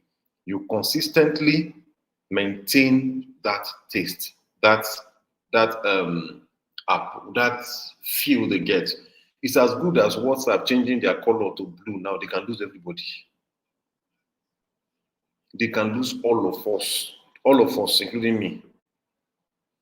Before people will take time to adjust, some people will even say, ah, you downloaded fake and he's being hacked. This is fake WhatsApp. As good as changing your color. Moving on. So, wow, this is a lot. Business model canvas. So, simple. How a business intends to make money. That's what we call business model. Your business idea, your company idea, your product idea is sweet, but think of how it will make money. That's all. I'll rush through to save time. Now that you figured out the basics, yeah, let me help you. There are things to note in business model canvas. Yay. There are things to note in your business model canvas. Number one, your key partners. And those are your key activities. Just a minute. Where is this call coming from? Okay, your key activities, your competition, your joint venture, your buyer-supplier relationships. You must know that there are 1, 2, 3, 4, 5, 6, 7, 8, 9, 10. So you must know all of these boxes. That's how I get to know price. And I will come again. Let's know your key partners first. Who are those you're partnering with? Know the key activities.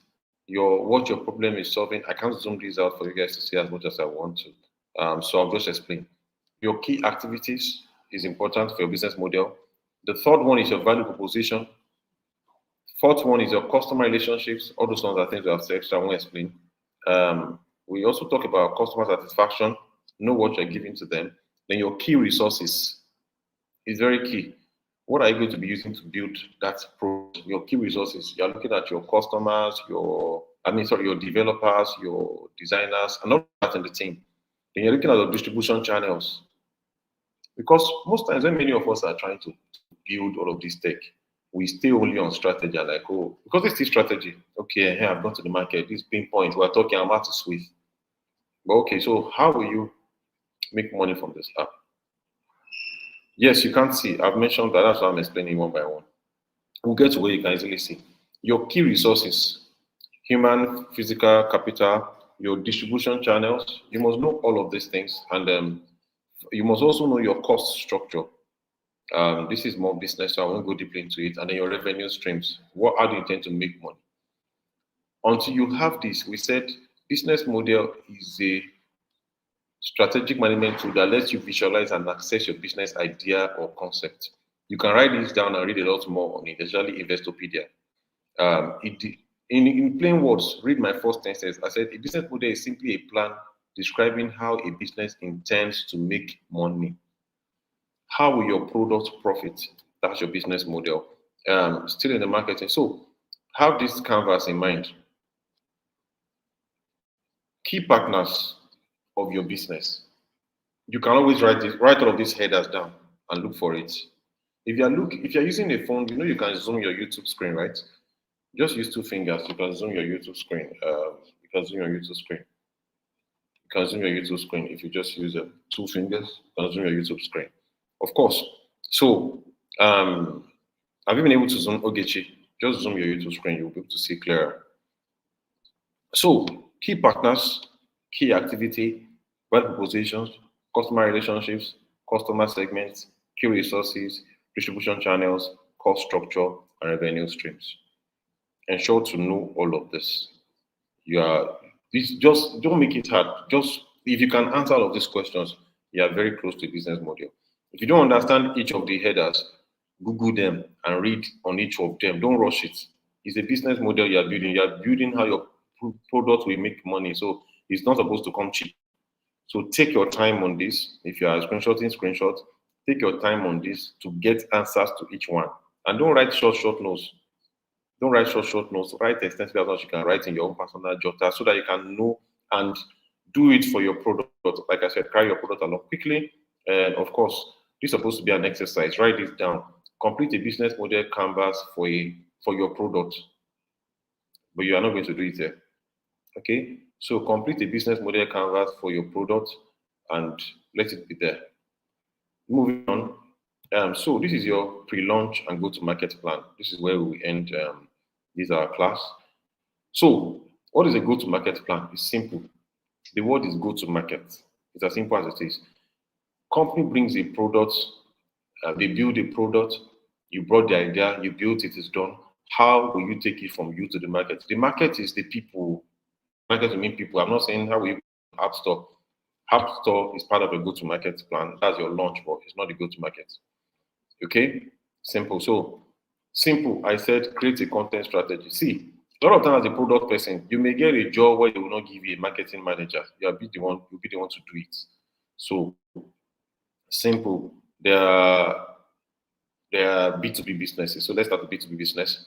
Advocacy, loyalty, conversion, consideration, awareness. That's your audience. But it starts from awareness. Awareness is your marketing funnel is simple. People start getting aware of your product. Now, all of these are not things you will have to crank. Okay, your marketing, where are we awareness? We then move to consideration. All of these things can happen within one push. You just tell somebody, I have this Apple. Are you serious? That's awareness. Let me download it. Consideration. You understand? Let me use it. Conversion. I like this Apple. Loyalty. My friend, come and download this app. Advocacy. It can happen in a second. So don't think this is a 5-year journey. So some people, it takes time. That's why there's customer lifetime cycle. Some people, it doesn't take time. Moving on. So what content do you use? Let me help you. This is simple. This has been broken down as good as it can be. So when you're building your awareness, please let's follow the class. We are pressed for time and we're always coming back because many of us are not getting. So we have to be, as much as possible, if you look away for 1 second, you will be lost, please. I said the business model canvas I showed you here, okay? Complete it for your product. You can easily take a screenshot now, complete it for your product. So you can take a screenshot, complete it for your product. You don't have to use this box for you. You can use a sheet. If you still have questions now, you have to ask your colleagues on Telegram. Thank you. Moving on. So awareness, one. To create awareness is simple. You can use events, blogs, webinars, trade shows. This is like above the line. You understand? Over the line, you're just dispersing to the air. It's not social media, influencer marketing, viral campaigns. That's awareness. When it comes to consideration and conversion, we are going below the line. BTL campaign. So you're using targeted emails, free trials, newsletters, community building, engagement activities, case studies, white papers. Of course, just read on all of this. Automated emails, shopping carts, whatever. If you're now going deeper into loyalty and advocacy, you're now looking to, refer a friend campaign. You have to user-generated content. As simple as I will be attending all of you do for conference. That's you're building loyalty and advocacy, FAQs. Because it's not your conference. Somebody is just saying put your picture on the flyer, say post I'll be attending, so that they can get your friends to also attend. I told you to make a screenshot. You may not display table, but at least some of your colleagues have gotten it. So try and ask on Telegram. Thank you. Creating a channel strategy. Let's move. I will explain this to you. I think this will explain a lot if I can do that in a Giphy. So what channels do you need at each stage of your funnel? For your awareness stage, awareness, what you are looking for is interest. So it's simple. You can do as many ads as possible. What InDrive is doing right now is that InDrive, even though they have a market proposition, they want to win over price, they are not getting that downloads. So the objective they have right now is the awareness. That's why they are doing influencer marketing, social media. So they're in the awareness stage.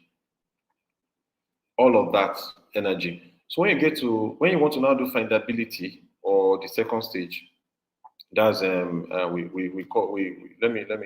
confirm that name again. Consideration. You're looking at search, so organic search, so that people can search, they can find.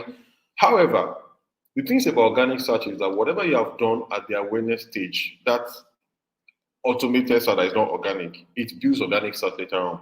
Before you know it, people are now trying to check, what's InDrive safe?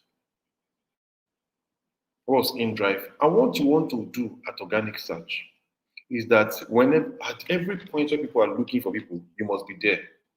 That means if they are Android users, your application must be on App Store. On Play Store. If they are Windows users, Apple users, it must be on Play Store.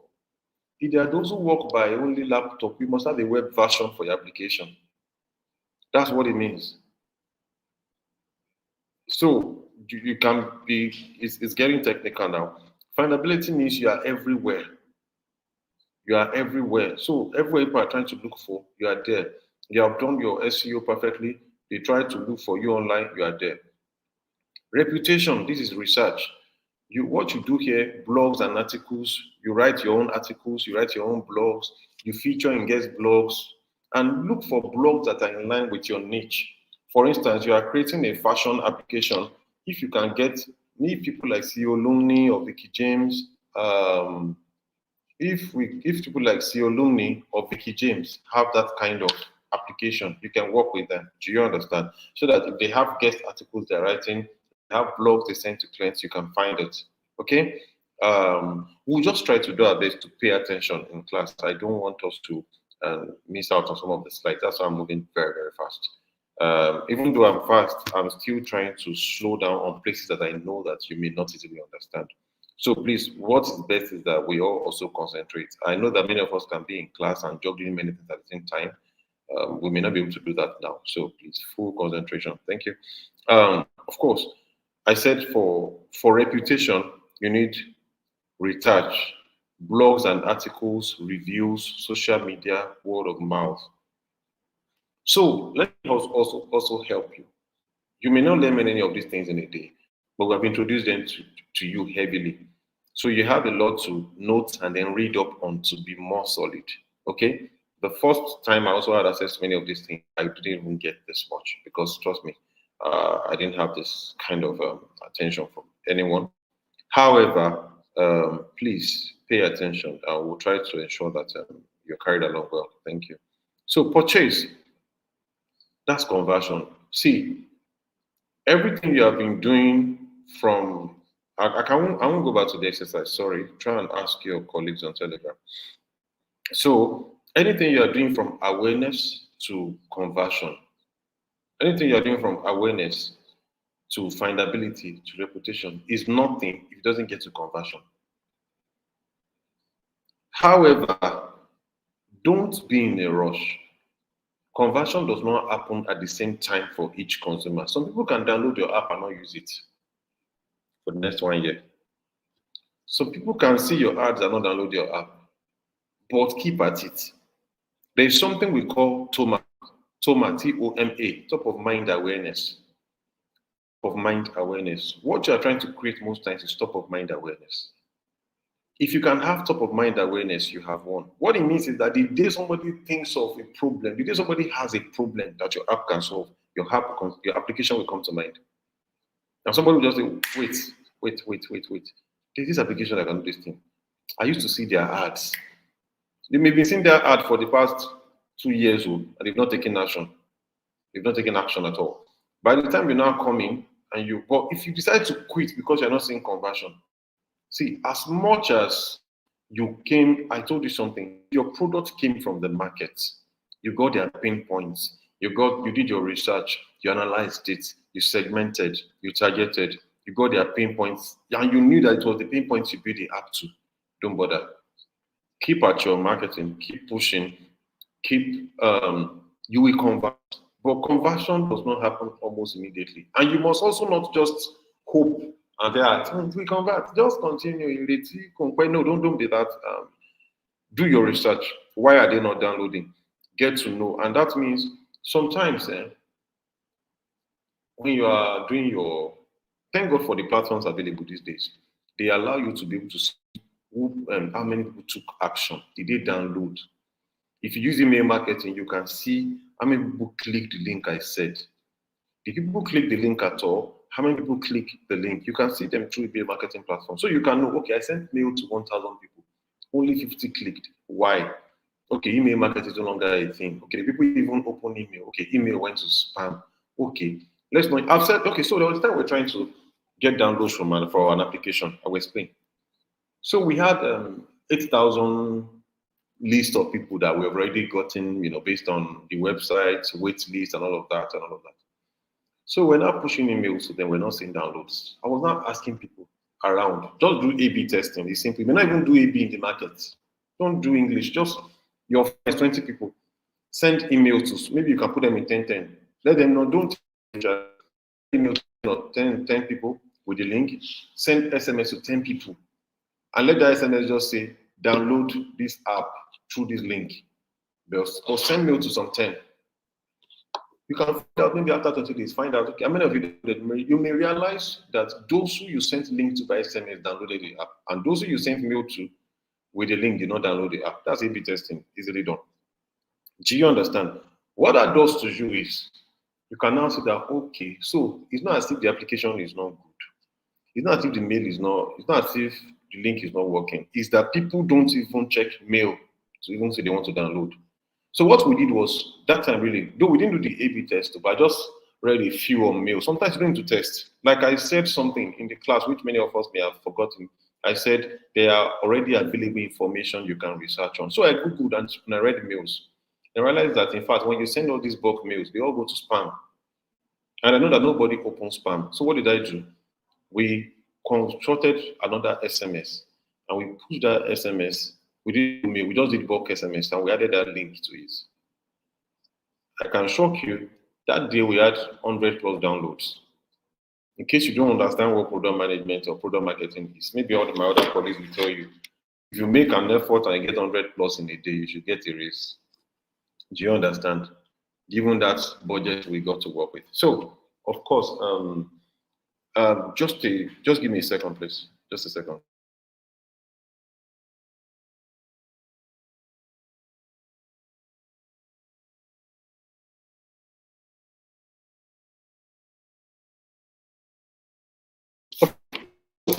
You may not be able to get your downloads quickly. Getting conversion, don't just assume that you continue marketing. Ask questions. Interview one or two people. At least, it's not everyone you send a mail to that will be a stranger. You will know some of them. Do phone calls. Like I said, go back to your empathy mapping again. We said something. We said test and retest. Don't just say, I've done empathy mapping on this or that's all. Keep doing it. And you may not need to bring out textbook anymore. A phone call can do it. Hello, what's up? Did you get my mail? I didn't get it too. Oh, okay, you didn't get it. All right, all right. Okay. So by the time you call 10 people that didn't get it, don't do. An average product manager will tell you that they've discontinued the mail marketing for a while.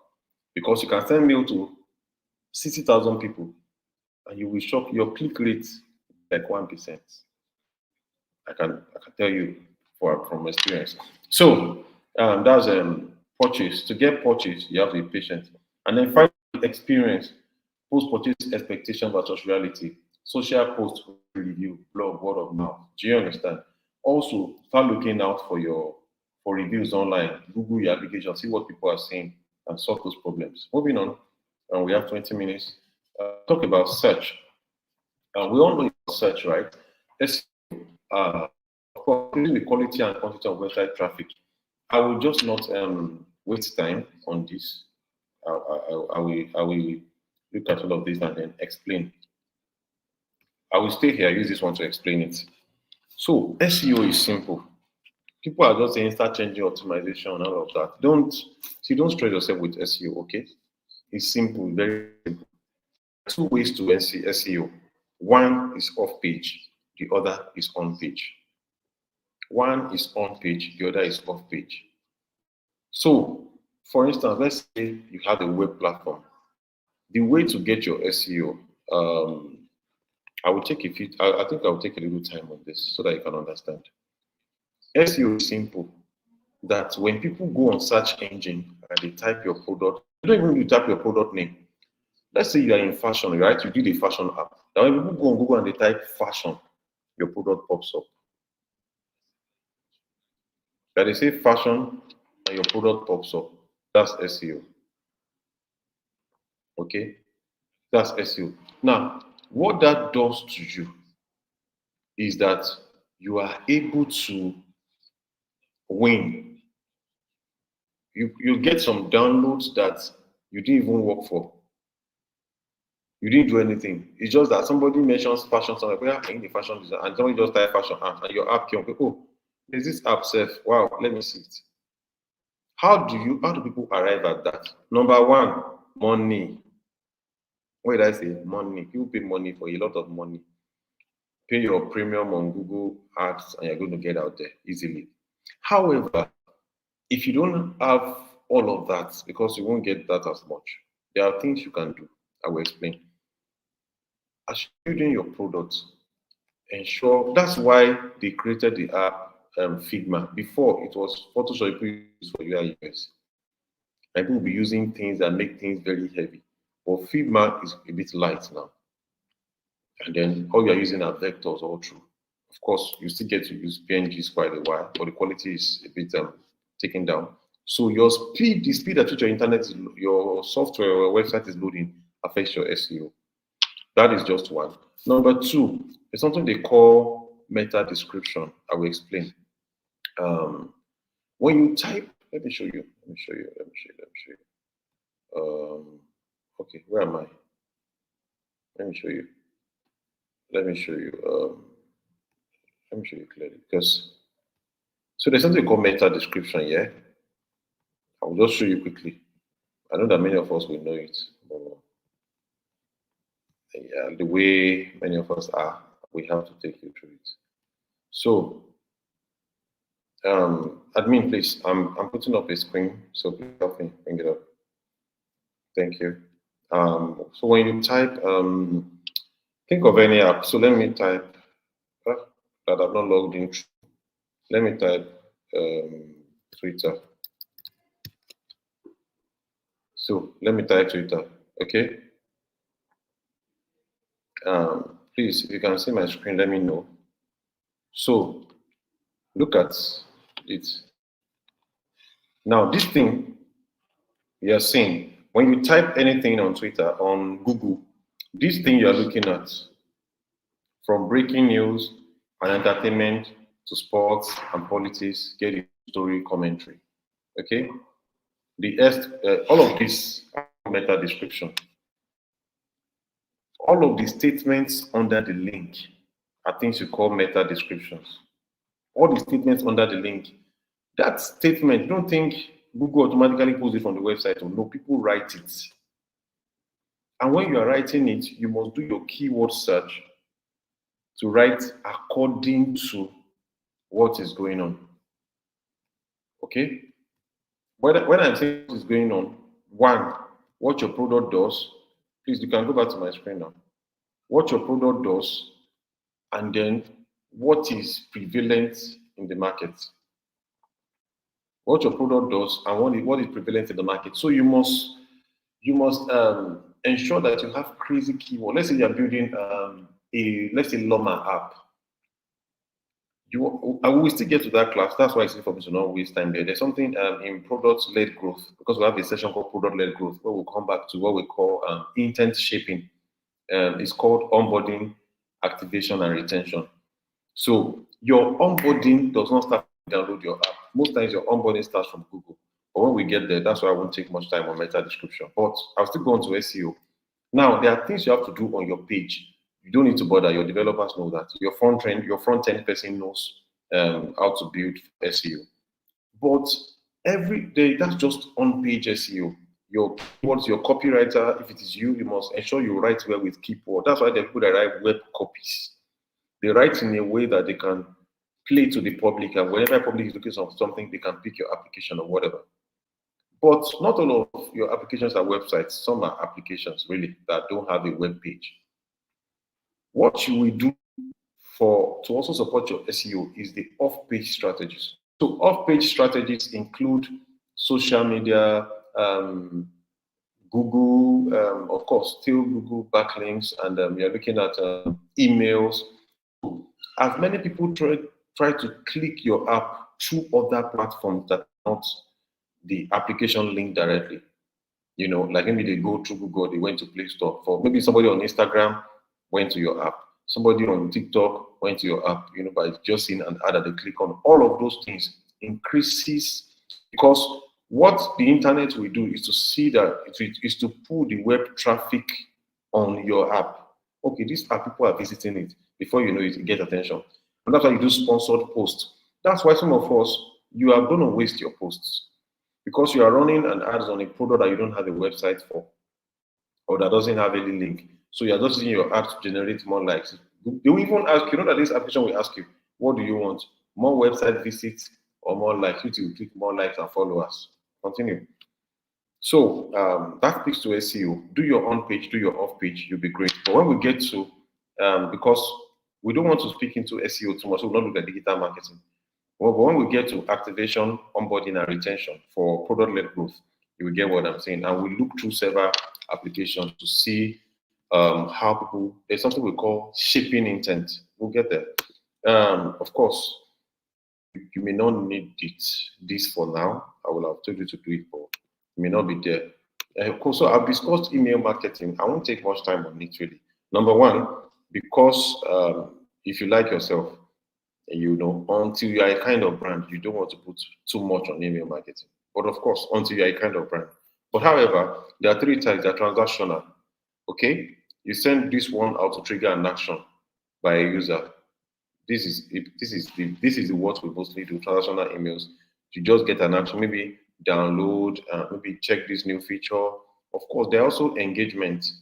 Okay, these ones are to provide value, nurture and build relationships. These ones, you know, and you have to use all the three. But let me finish the thought before I explain. Promotional emails are sent to promote a product or a service. Okay, facilitating you to make a purchase. In most texts, it's just transactional we use a lot or engagement. And I will explain. You want, see, if you have, maybe they give you 40,000 naira budget to do email marketing, or they subscribe to a very expensive email marketing platform for you to use, and they bought contact for you to use. You don't want to waste time. You don't want to waste time. Keep it very short. People may not download it. And for most emails, the more the link, the less people will see it. So if you want to do it, reduce your links, reduce it.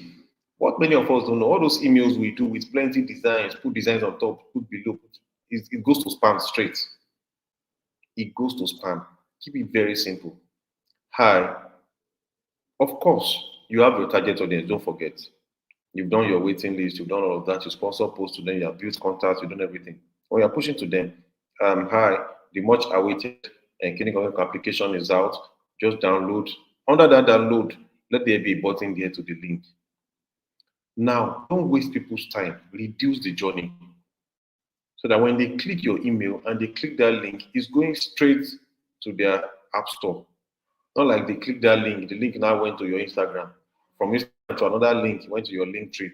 From link tree, it went to your website. From website, it now went to App Store. Only you will use your application. So, as you are creating your email marketing, reduce your user journey. And it's because of that I'm saying a lot of times SMS works because user journey is so low in SMS. All you have is the SMS and the link to the app on App Store. The link directly to the app. So that when they see that with messages, oh, okay, they click on the app, they are going straight to App Store. Do you understand? We've used that, it's worked. If you see most times, if you run IG, it will even put it there, download app. As you're clicking it, the thing is going straight to Play Store. What these people are trying to do is to reduce the journey. Okay? Promotional emails also, the same thing. Now, you won't even be telling them to download, make it very seamless to access. All of this works for your SEO. So SEO is an ongoing journey. It's not something you're doing one day. Some people, SEO, you keep improving your SEO for life. As long as you're the one that created Google. Okay, so still email marketing, of course, it provides the most direct line of communication for turning leads into sales. Okay, so most times email works when you have gotten people who have, you've dispatched through that means they've now come in, they put in their emails, they want to do this thing. Maybe sometimes what you can do is to create a webinar. We do a lot of crazy things here. Maybe you build a finance app, you can do a fintech conference. You can build a fintech conference. You cannot understand SEO in one day. Trust me, you have to do a lot of it.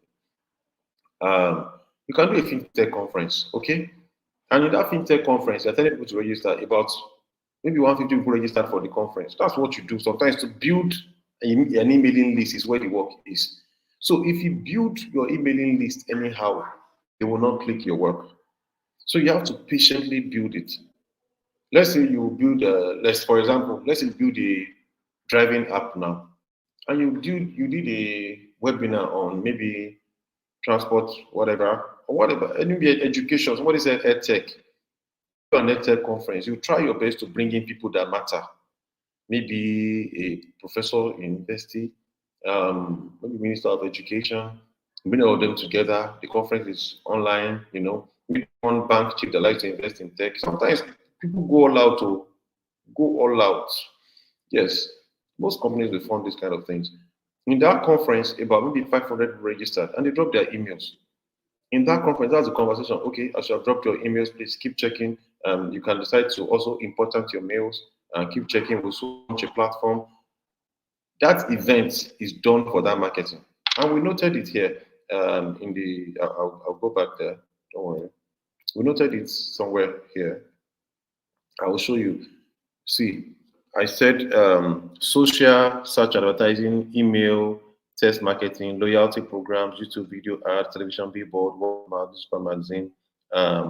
We talked about online booking, website. So one of the things that you do in all of this is events. Events are still a form of advertising. And I will say something which I didn't write here. One of the things creating an event like that does to you is thought leadership. You become a leader in the industry. People get to know you. People do crazy things in the industry. Some people can decide to turn their product launch into a conference, a 3 day tech conference. And then everyone is coming in and out. As they are coming, you blast everywhere. There are QR codes to download. As they are downloading I know if you follow, I know many of us that want to be product managers follow a lot of founders, okay? Follow a lot of founders. When people are on Instagram, okay, I can mention one. I know Francis Odeyemi is currently looking to launch an application. And if you follow them, you realize what they are doing just to build waiting lists.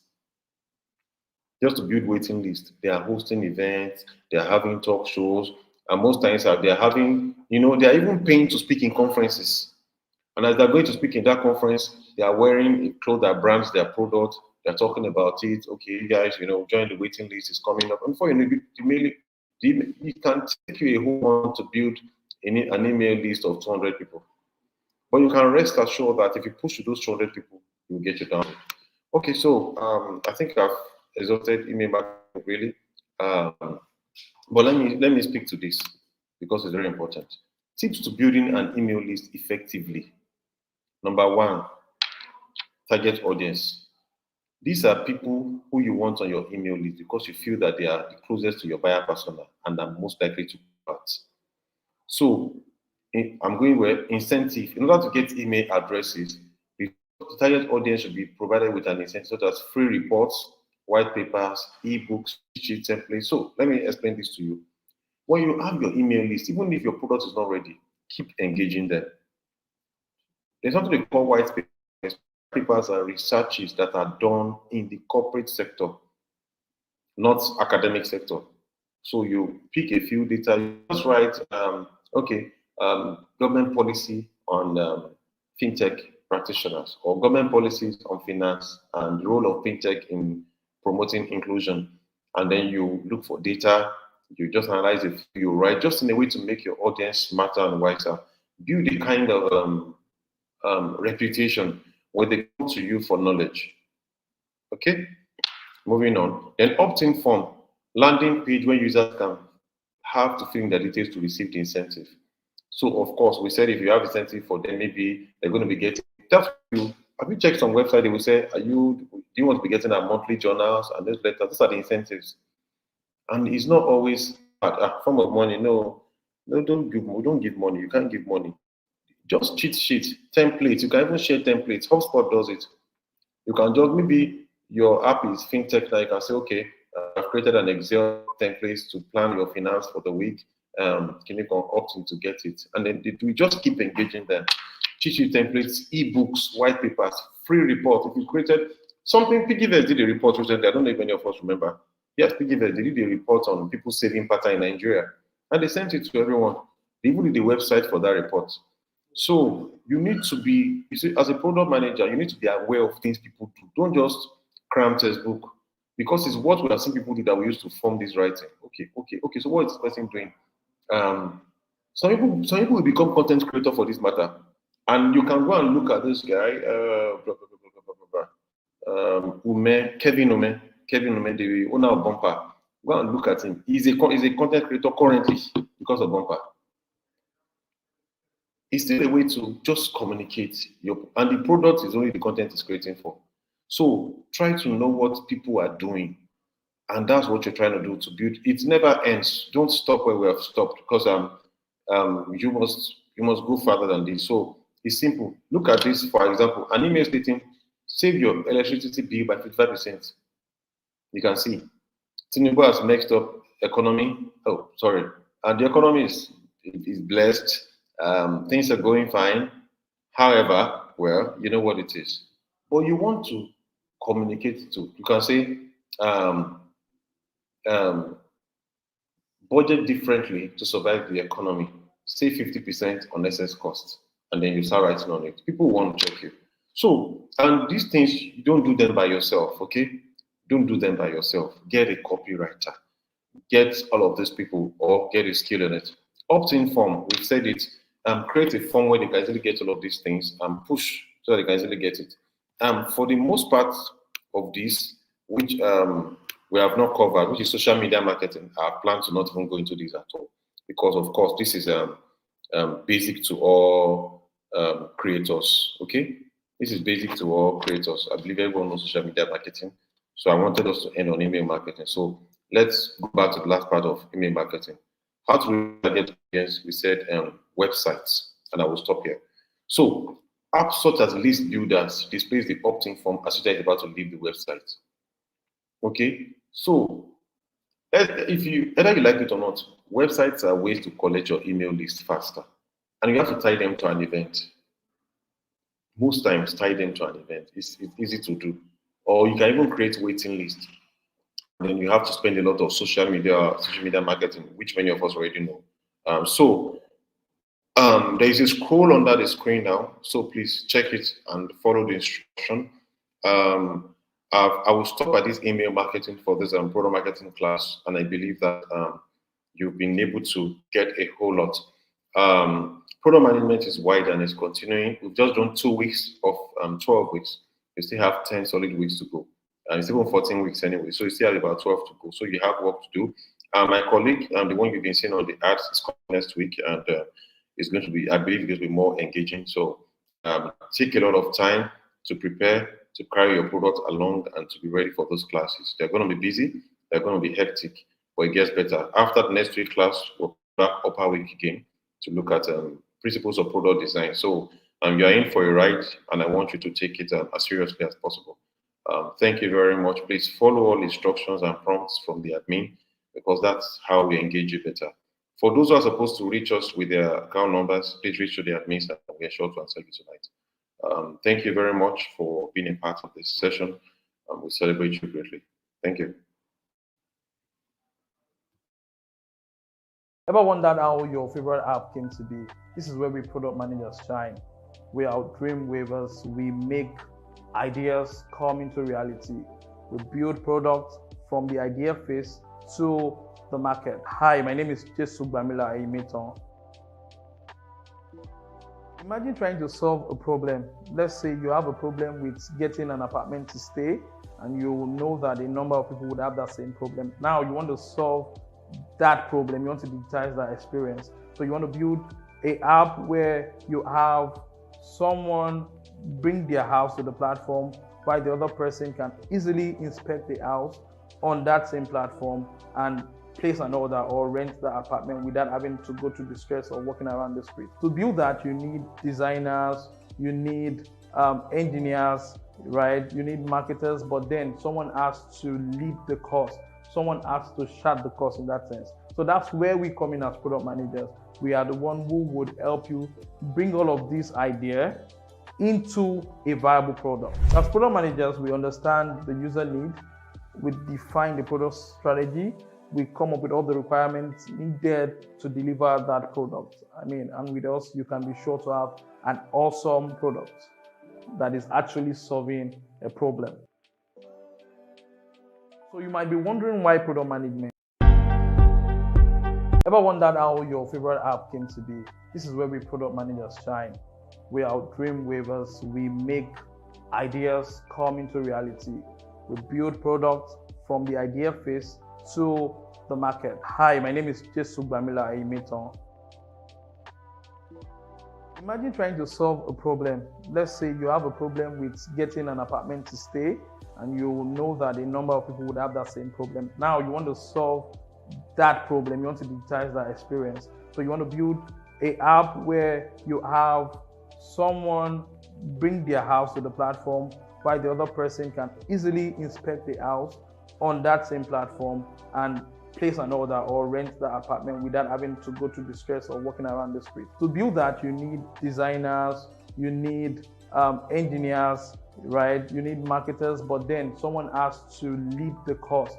Someone has to chart the cost in that sense. So that's where we come in as product managers. We are the one who would help you bring all of this idea into a viable product. As product managers, we understand the user need, we define the product strategy, we come up with all the requirements needed to deliver that product. And with us, you can be sure to have an awesome product that is actually solving a problem. So you might be wondering why product management. All right, it's just like you sitting at the front row of innovation. You are shaping the future. You're collaborating with brilliant minds to come about solutions that would solve the world's problem, right? And it has a huge career growth potential. You can be sure of the future. You can be sure that in the next 5, 10, 15 years, you still stand relevant, because the truth is you keep solving problems, and how you keep solving problems is by building products that actually meet the user needs. Ready to embark on your product management journey? Our course will equip you with the essential skills to succeed. You will learn about market research and user analysis, product strategy and roadmap creation, product development and launch, data analysis and metrics, agile methodology. This course is not just going to be about theory, it's going to be a means to get a practical experience. You'll be working on real-life projects that is going to be beneficial to your career growth. Let's create amazing products together. Subscribe to this YouTube channel and follow us on all social media platforms.